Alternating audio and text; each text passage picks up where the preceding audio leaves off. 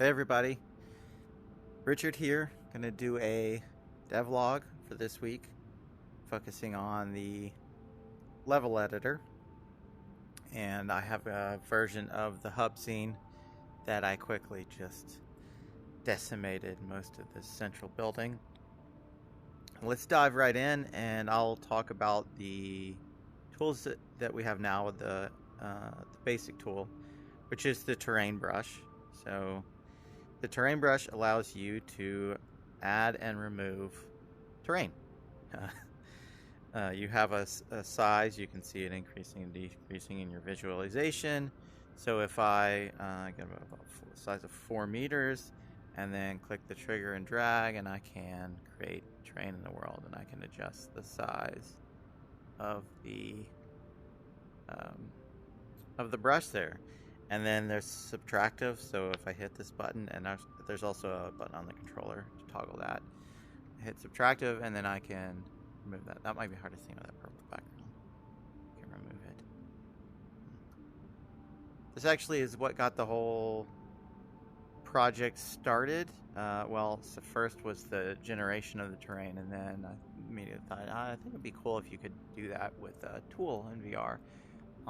And it's fun. It never ceases to be just interesting to be able to create and remove terrain like this organically. And we've got a lot of plans on how to build this out much further. Again, like I always say, this project's been going on in some capacity for, a year and a half now, but there's still so much that we plan to do.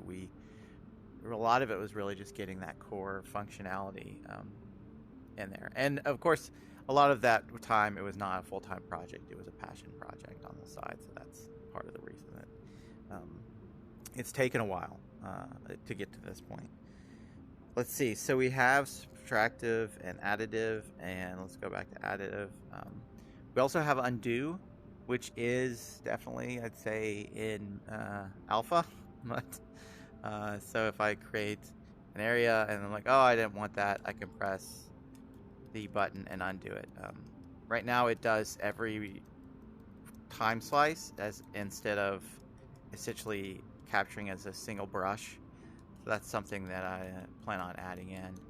The undo is really helpful. I won't talk a lot about agents in this video. This is mostly about the brush, but it's really helpful. Let's say you're doing something around this object and then you accidentally grab your ladder.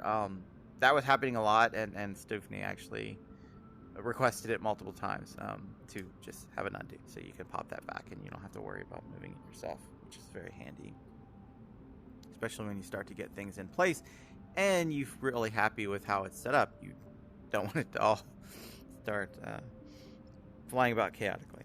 So well, I'm going to leave this in. I'm not going to edit these devlogs, but that's a bug. The shape, I think the shape works, but clearly the text on the shape button is incorrect. So this is round and this is square, but it doesn't say that on there. So there's two brush shapes right now, round and square. Square is very nice for getting flat planes and pillars. And then round is nice for that kind of organic feel of moving things about. And I think that's a lot of fun to get these more alien structures and forms. So that's it for the primary brush. I'm not going to say it's going to be it forever, but that's the basics that we have built in right now. So maybe I'll spend about a minute here creating something with just these brush tools, and then maybe I'll press play. Let's see, let's make something alien. Where it's kind of alien form. I always think these are really fun. So let's make some platforms. There we go. This actually might be really hard to jump to and fro.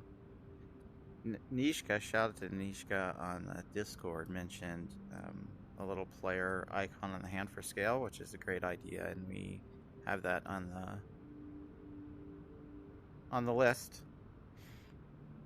All right, so we have our platforms here. Let's go back to. Oh, you know, let's do something. Make a big circle, spherical shape up here, and let's do this. Just drop it out in the middle. And it's some weird like shapes going on in it. There we go. Oh, mysterious. I'll have to go through there. That's right, we're not using agents, so I'll have to be able to jump there. Platform. That's going to be really hard to get into, but oh well. We'll go back to organic and continue making our little pillars.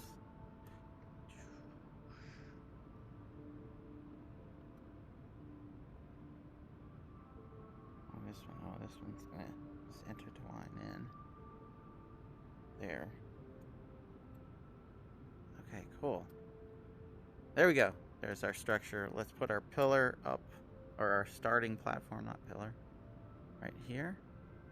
And I'm not making any promises about whether this is playable or fun, but you can see what I built really quickly with the brush tool.